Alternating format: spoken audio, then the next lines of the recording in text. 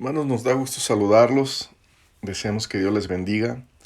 Vamos a considerar un tema que tiene por nombre guiados por una misión. La voluntad de Dios es que seamos guiados por una misión. No debemos ignorar, no debemos menospreciar este aspecto de la vida que Dios nos da. Porque si nosotros olvidamos o ignoramos o menospreciamos la misión que cada uno tenemos en Dios, nos vamos a desviar de ella y no vamos a cumplir con ella. Algunos pueden pensar en alguna etapa de su vida que ya no tienen alguna misión que cumplir delante de Dios. Pero esto no es así. Mientras tengamos vida en la tierra, tenemos una misión que cumplir ante Dios aquí. Cuando alguien dice que no tiene ninguna misión, está diciendo que Dios no tiene algún propósito en darle vida o en permitir las circunstancias que le están rodeando. Pero Dios siempre tiene un propósito. Si Él nos ha dado vida, es porque Él tiene un propósito en darnos vida.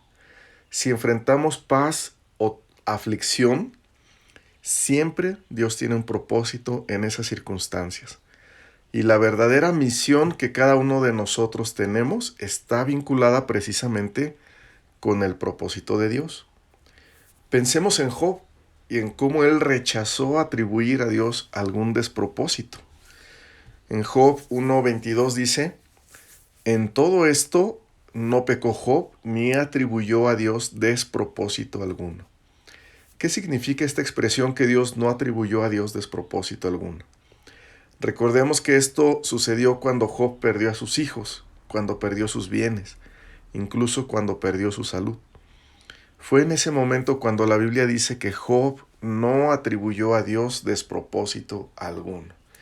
En otras palabras, Job sabía que Dios tenía un propósito en haber permitido todo lo que le había pasado.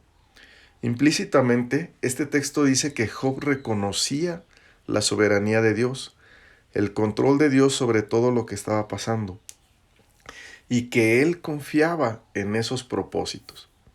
Por esto Job le dijo a su esposa, en Job 2:10, ¿recibiremos de Dios el bien y el mal no lo recibiremos? Y luego dice este texto: en todo esto no pecó Job con sus labios. Job sabía que Dios era soberano. Dios sabía que Dios estaba en control de todo lo que estaba pasando. Cuando reconocemos que Dios es soberano sobre toda circunstancia que nos rodea y que Él está en control de todo lo que acontece, y cuando entendemos y aceptamos que Él tiene propósitos para cada momento y circunstancia de la vida, entonces nos acercamos al entendimiento de la misión que tenemos ante Dios para cada etapa que vivimos. Si ignoramos o no entendemos la soberanía divina, si creemos que las circunstancias acontecen por sí mismas, podemos entonces pensar erróneamente que Dios no tiene propósitos en lo que vivimos, que nosotros mismos estamos al arbitrio de las circunstancias. Si ese fuera el caso, nos levantaremos cada mañana sin entender la misión ni el camino que debemos de seguir. El Señor, recordemos que Él nos mostró por medio de su enseñanza a sus discípulos que ni un cabello de nuestra cabeza perecerá sin que Dios lo permita. Ese es el nivel de soberanía divina que está sobre nosotros. Un cristiano verdadero, por lo tanto, no puede vivir pensando que está sujeto al arbitrio de las circunstancias y que Dios se olvidó de él. La Biblia muestra que esa forma de vida, sin una misión ante Dios, es el resultado del pecado y de la ausencia de una fe verdadera. Por esto decimos que un cristiano debe vivir siempre con una misión. La epístola del apóstol Judas se refiere a aquellos que andan errantes por su pecado. Las expresiones que usa Judas, el apóstol, no Judas el Iscariote, él usa expresiones muy especiales para hablar de una persona que ya no vive en el propósito de Dios, en la misión de Dios. Él les llama, por ejemplo, nubes sin agua, llevados de acá para allá por los vientos. Judas, versículo 12. Solo hay un capítulo en Judas. En el versículo 13 les llama estrellas errantes. En el versículo 18 dice que andarán según sus malvados deseos. Podemos notar que estos textos hablan de un sinsentido de la vida, de una pérdida de dirección o de camino. Estos hombres pecadores de los que habla Judas son llevados por los vientos, es decir, por las circunstancias, como fieras ondas del mar, como estrellas errantes. Ellos no son guiados por una misión delante de Dios. La palabra misión la encontramos en la Biblia en primer libro de Samuel, capítulo 15, versículo 18. Cuando el profeta Samuel habla al rey Saúl y le dice, Jehová te envió en misión. El término hebreo que se traduce como misión es derek. Procuremos no olvidar esta palabra, derek, que significa un camino. También significa un curso de la vida, un modo de acción, un curso, una ruta. Este texto, cuando el profeta Samuel le dice al rey Saúl, Jehová te envió en misión, le está diciendo, Jehová te puso un camino, te hizo rey, pero para un propósito, no para lo que sea, sino para un propósito. Te puso un curso en tu vida, una ruta, una forma de proceder. Esa es la misión que Dios tiene para nosotros. Pensemos esto. ¿Puede haber un cristiano que no tenga un camino cuando Cristo es el camino? Es claro que un cristiano tiene un camino, tiene una misión.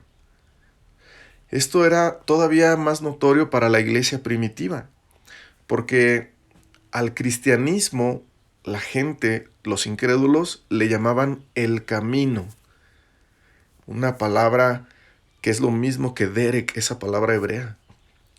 Cuando los incrédulos querían maldecir a los cristianos, Hechos 19:9 dice que maldecían el camino, así dice. Así que la vida cristiana, la iglesia, los cristianos, el evangelio, todo esto era conocido como el camino. Entonces, ¿puede haber cristianos sin un camino? ¿Sin una senda? ¿Sin un propósito? ¿Sin una misión?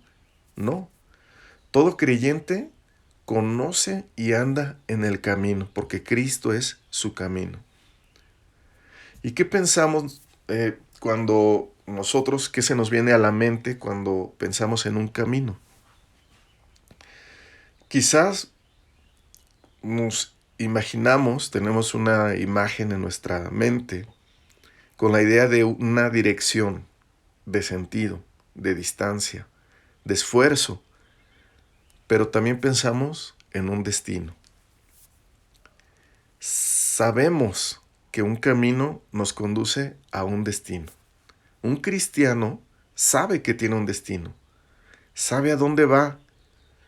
Lo más importante, sabe a quién va. Un cristiano está seguro que Cristo es el camino, su camino, y que Él, el cristiano, va al Padre. Cristo nos da sentido, dirección y seguridad para seguir adelante. Pero ¿cómo podemos nosotros vivir en la misión que tenemos delante de Dios? Hay dos aspectos importantes para vivir en la misión que Dios ha puesto para nosotros. Primeramente está el aspecto general, el doctrinal, el bíblico. Todo cristiano debe ser instruido en la Biblia porque ella es lumbrera a nuestro camino. Debemos ser enseñados en las Escrituras y debemos tener un espíritu enseñable, un corazón enseñable. La vida de Apolos nos muestra cómo debemos de ser. Hechos 18:25 nos habla de este hombre, Apolos, y la Biblia dice que éste había sido instruido, y luego dice, en el camino del Señor. Recordemos que el camino del Señor no solo es la doctrina, sino la forma como debemos vivir.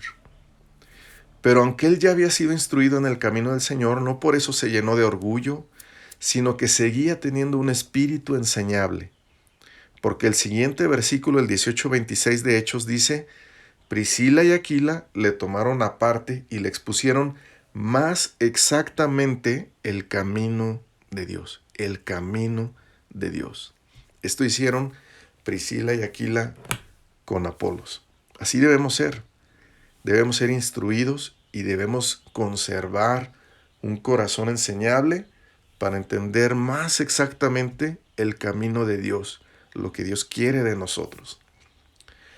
Para vivir en la misión, en el derek, usando el término hebreo, en el camino que tenemos ante Dios, debemos ser instruidos en las Escrituras de manera continua, no creyendo que ya lo sabemos todo, sino creciendo en la doctrina de los apóstoles, es decir, en las Escrituras. Este es el primer paso para vivir en la misión que Dios tiene para nosotros. Pero hay un segundo paso. No solo debemos comprender la doctrina, sino que debemos aplicarla a nuestra vida y en nuestras circunstancias. No solo, por decirlo de esta manera, no solo debemos ver el camino, sino debemos caminar el camino. No solo debemos ver el mapa, sino debemos emprender el viaje con el mapa en la mano. Precisamente, la segunda etapa para vivir en la misión que tenemos ante Dios tiene que ver con ese emprender el viaje, con ese comenzar a caminar, con ese esfuerzo, con esa mirada puesta en el galardón. ¿Y cómo hacemos esto? ¿Cómo entendemos nuestra misión que tenemos ante las circunstancias que enfrentamos en este momento? Cuando nosotros perseveramos en la oración, en la instrucción bíblica, ahora debemos observar las circunstancias que enfrentamos. ¿Qué situación nos rodea? Porque ahí Dios tiene un propósito en permitir esa situación.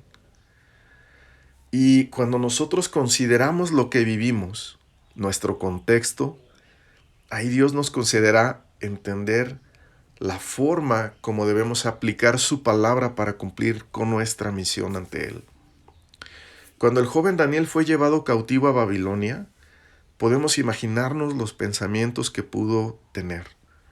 Él estaba siendo llevado cautivo, estaba participando de una disciplina divina con el pueblo de Israel. Estaba siendo llevado lejos de su tierra y fue separado de su familia porque fue llevado al palacio del rey de Babilonia. Al llegar ahí, él notó cómo era el alimento que ahí comían. Un alimento que no estaba de acuerdo con la ley de Moisés, es decir, con la palabra de Dios en la cual él había sido instruido. Y cuando Daniel observa todo eso, entonces, ¿qué hizo? Él actuó con una misión. Él sujetó su vida no a las circunstancias, sino a la palabra escrita de Dios. Él sabía que debía cumplir con algo, quizás sencillo, los alimentos, pero muy valioso. Por eso Daniel 1:8 dice: y Daniel propuso en su corazón. Este proponer algo en el corazón nos habla de un entendimiento de la misión que tuvo. Nos habla de una decisión que tuvo para vivir en la misión de Dios. Daniel propuso en su corazón no contaminarse con la porción de la comida del rey, ni con el vino que él bebía. Pidió por tanto al jefe de los eunucos que no se le obligase a contaminarse. Esto está en Daniel 1:8. ¿Y qué hizo Dios cuando Daniel propuso en su corazón vivir así? Aquí vemos a Daniel, un joven lleno de significado, un joven que entendió la misión que Dios tenía para él como soltero, como hebreo, en el palacio del rey de Babilonia. ¿Qué hizo Dios con Daniel? La Biblia dice que cuando Daniel propuso en su corazón no contaminarse con la comida y con el vino del rey, dice, puso Dios a Daniel en gracia y en buena voluntad con el jefe de los eunucos. Daniel, a partir de esa decisión de corazón, comenzó un camino, una misión delante de Dios. Él comenzó a vivir unido al propósito de Dios en Babilonia. Dios tenía un propósito de haber permitido que Babilonia llevara cautivo a su pueblo. Así que nuestra misión también requiere comprender nuestras circunstancias y requiere proponer cosas en nuestro corazón. Así que debemos comprender las circunstancias que enfrentamos y debemos decidir con la Biblia lo que Dios quiere de nosotros, lo que Él quiere que nosotros hagamos en ese tiempo y en esas circunstancias. Otro ejemplo lo vemos en el apóstol Pablo. Cuando el apóstol fue a Corinto, en el sur de Grecia, él observó toda la sabiduría humana que se hablaba ahí. Era el tiempo de la filosofía y de la influencia de la cultura griega. En la primera epístola a los Corintios, en el capítulo 1, el apóstol Pablo escribe que los griegos buscaban sabiduría. ¿Pero qué hizo Pablo? ¿Se dejó llevar por las circunstancias y comenzó a predicar con sabiduría de hombres? No, sino que entendió la misión que Dios tenía para él en ese momento, para esas circunstancias. Primero a los Corintios 2:1 y 2 dice: así que hermanos, cuando fui a ustedes para anunciaros el testimonio de Dios, no fui con excelencia de palabras o de sabiduría, pues me propuse, y ahí está la decisión, ahí está la misión que él tenía que cumplir, ahí está el entendimiento de las circunstancias, el entendimiento del propósito de Dios. Él dice, pues me propuse no saber entre vosotros cosa alguna, sino a Jesucristo y a este crucificado. Es verdad que la fe cristiana es muy amplia. Incluye enseñanzas sobre muchos temas, pero Dios le mostró a Pablo cómo debía enfocarse en su predicación y también le mostró cómo debía exponer el evangelio con humildad, a fin de que la fe de los corintios no fuera fundada en la sabiduría de los hombres, sino en el poder de Dios. Esto no significa que el apóstol no habló de otras cosas de la fe cristiana, porque en la misma epístola dice que habló sabiduría con los que habían alcanzado madurez. Pero al principio, cuando él llegó, cuando él entendió las circunstancias, él definió, propuso en su corazón lo que debía hablar y cómo debía hablar. Él entendió esto al observar sus circunstancias, al tener comunión con Dios. Ahí entendió la misión que Dios le había dado para esa nueva iglesia, para que ellos fueran edificados en el poder de Dios y no en la sabiduría de los hombres. Era importante que la iglesia entendiera la gran diferencia de la predicación del evangelio y de las filosofías humanas.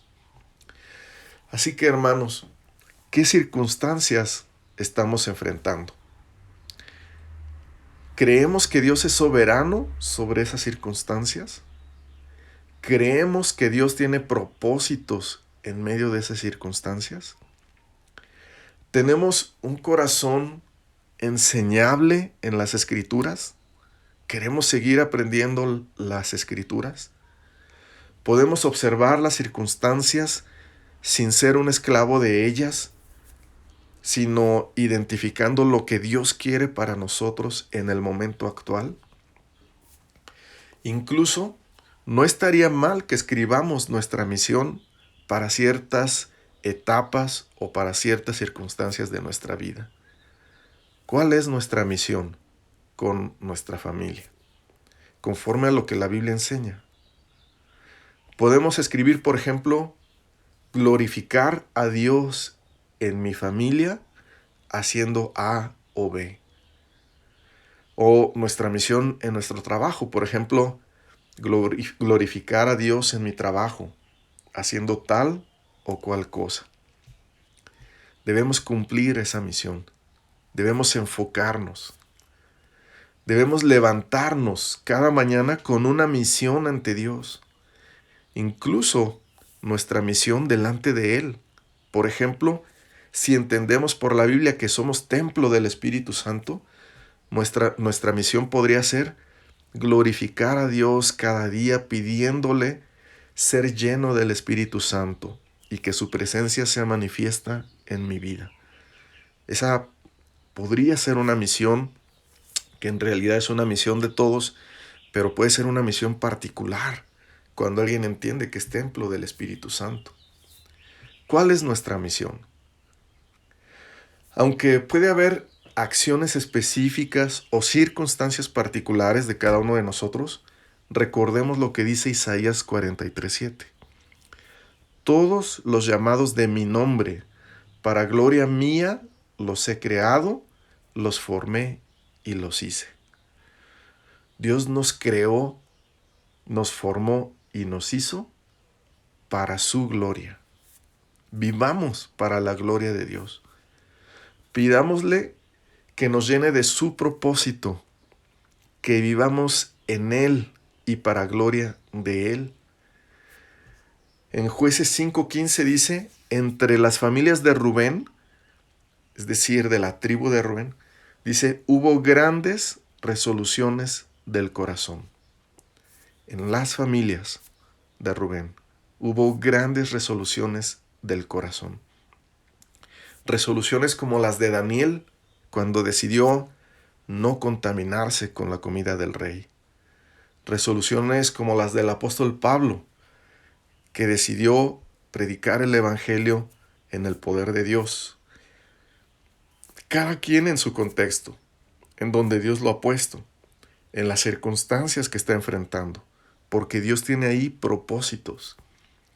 Busquemos esos propósitos leyendo su palabra, orando, observando, considerando las circunstancias que tenemos, tomando la decisión de glorificar a Dios con nuestra vida. Podemos, hermanos, pedirle a Dios esto. Él quiere que cumplamos con el propósito por el cual Él nos creó. Él quiere que en las circunstancias que estamos viviendo podamos conocer su voluntad, porque como dice la Escritura, los días son malos, pero Dios quiere que conozcamos su voluntad y que seamos hacedores de su voluntad. Oremos y pidámosle al Señor esta bendición. Que Dios les bendiga. Tú has fijado tus ojos sobre mí, has escarbado tu imagen en mí. No ha sido en vano todo lo que he llorado. Tú has ordenado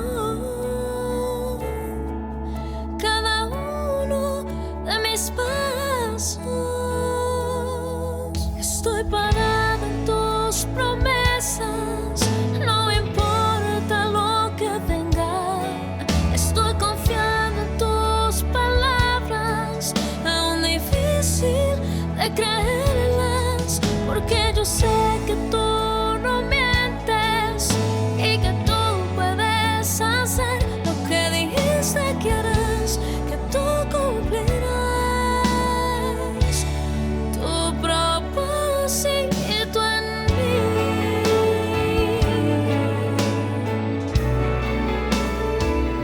No me has dejado, siempre has estado aquí y en mis tormentas puedo descansar en ti. No ha sido en vano que en ti haya esperado, pues yo he visto que en mi vida has sobrado. Estoy parada